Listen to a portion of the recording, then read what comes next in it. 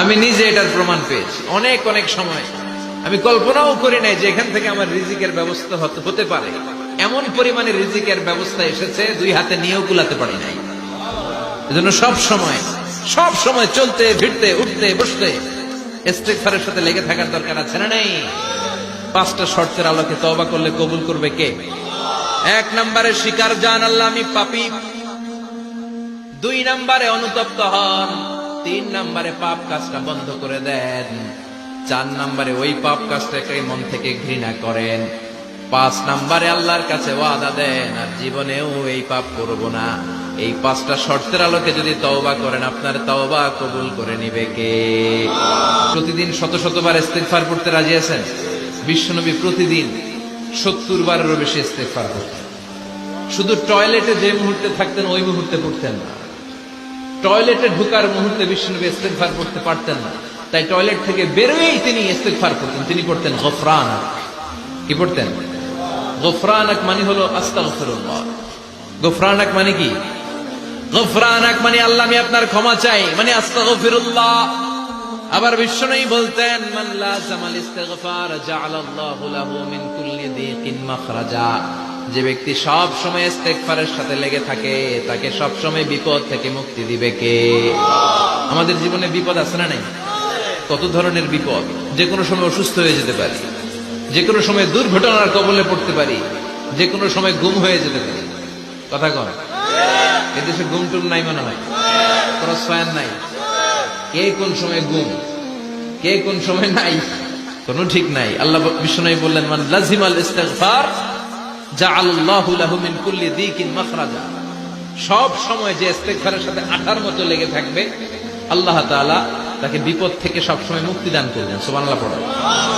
2 নম্বরে বিশ্বনবী বললেন অমিন কুল্লি হাম্মিন ফারাজা। ওই ব্যক্তিকে রব্বুল আলামিন সব ধরনের দুশ্চিন্তা থেকে মুক্তি দিয়ে দিবে। আমাদের জীবনে দুশ্চিন্তা আছে না নাই? টেনশন নাই কার কার? হাত তুলেন তো। যে হুজুর আমার কোনো টেনশন নাই। আপনার টেনশন নাই, মাশাআল্লাহ। আমার সাথে দেখা করবেন, আলোচনা করবেন। টেনশন ছাড়া মানুষ আছে? বাসার টেনশন, মরার টেনশন, কবরের টেনশন, ক্যারিয়ারের টেনশন, বিদ্যুৎ বিলের টেনশন, গ্যাসের বিলের টেনশন, বাড়ি ভাড়ার টেনশন আছে না নাই? বিশ্বনবী বললেন টেনশন ছাড়া মানুষ নাই। সব সময় আঠার মতো যে ইস্তিগফারের সাথে লেগে থাকবে তাকে টেনশন মুক্ত করে দিবে কে? 3 নাম্বার ওয়ারযুকহু মিন হাইসু লা ইয়াহতাসিব। এমন জায়গা থেকে আল্লাহ তাআলা রিজিকের ব্যবস্থা করে দিবেন সে কল্পনাও করতে পারবে না। আমি নিজে এটার প্রমাণ পেয়েছি। অনেক অনেক সময় আমি কল্পনাও করি নাই যে এখান থেকে আমার রিজিকের ব্যবস্থা হতে পারে।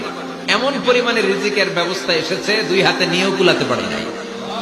এজন্য সব সময় চলতে ফিরতে উঠতে বসতে ইস্তিগফারের সাথে লেগে থাকার দরকার আছে না নাই? আবার বিশ্বনবী বললেন সদা সর্বদা যারা সব সময় ইস্তিগফার পড়বে আল্লাহর পক্ষ থেকে কোনো আযাব গজব তাদের উপর পাকড়াও হবে না। ওয়া মা কানাল্লাহু মুআযযিবাহুম ওয়া হুম ইস্তাগফিরুন। সুবহানাল্লাহ। যতক্ষণ তুমি ইস্তিগফার পড়বে আল্লাহর পক্ষ থেকে প্রোটেকশন আছে না নাই? তাহলে 4টা জিনিস পেলেন। 1 নম্বরে বিপদ থেকে মুক্তি দিবে কে? টেনশন মুক্ত করে দিবে কে? রিজিকের ব্যবস্থা করে দিবে কে? আল্লাহর আযাব আর গজব থেকে আপনার হেফাজতে রাখবে কে?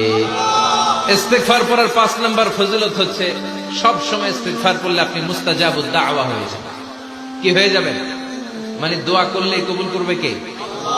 মুস্তাজাবুদ দাওয়া। এই টার্মিনোলজি, এই পরিভাষাটা কি আজকে প্রথম শুনলেন? খেয়াল রাখবেন, মুস্তাজাবুদ দাওয়া মানে এমন ব্যক্তি যেই ব্যক্তি দোয়া করতে দেরি কিন্তু দোয়া কবুল হতে দেরি হয়। হাত তুলে দোয়া করতে দেরি, মুহূর্তেই দোয়া কবুল করে নেয় কে? আপনি যদি সব সময় ইস্তিগফারের আমলটা করেন আপনার মুস্তাজাবুদ দাওয়া বানিয়ে ফেলবে কে? নামাজের সময় হলে নামাজ পড়ো, দেরি করো না। মানুষ মারা গেলে দাফন করতে দেরি করো না। বান্দা যদি পাপ করে ফেলে তওবা করতে দেরি করো। এজন্য পাপ করার সাথে সাথে তওবা করার দরকার আছে না নাই? এখন তওবা যে করব কোন সিস্টেমে করব? কোন সিস্টেম? ভুল হওয়া মাত্রই আপনি অনুতপ্ত হয়ে চোখের পানি ছেড়ে আল্লাহর কাছে মাফ চান, আল্লাহর কাছে ক্ষমা চান। এটার নামই তওবা। আমাদের দেশে হুজুরাই না তওবা পড়ায়, আছে না নাই? আনন্দপুরে এগুলা নাই, আছে না? কয় ইমাম সাহেব নিয়ে আয়, খতিব সাহেবরে নিয়ে আয়, হাফিজ সাহেব হুজুরে নিয়ে আয়, তওবা পড়া না, তওবা পড়ানো লাগে না। আপনার নিজের তওবা আপনি নিজেই পড়বেন। আপনি অনুতপ্ত হয়ে চোখের পানি ছেড়ে আপনার আল্লাহরে ডাক দেন, ডাক দেয় মাত্র তিনি সাড়া দেবে। চিল্লায় বলেন ঠিক কি না?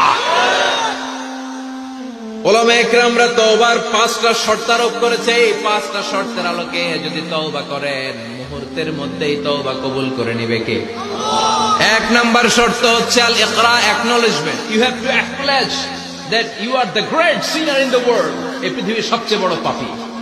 5টা শর্তের 1 নাম্বার হচ্ছে আপনি স্বীকার জান, আল্লাহ আমার চেয়ে বড় পাপী আকাশের নিচে জমিনের উপরে দ্বিতীয়টা নাই।